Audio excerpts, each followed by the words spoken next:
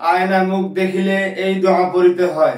আসসালামু আলাইকুম ওয়া রাহমাতুল্লাহি ওয়া বারাকাতুহু।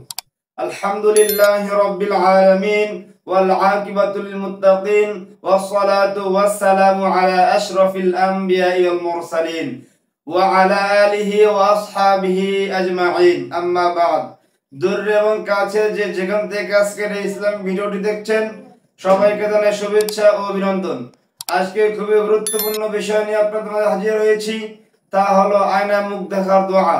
আয়না মুখ দেখিলে এই দোয়া পড়িতে হয়।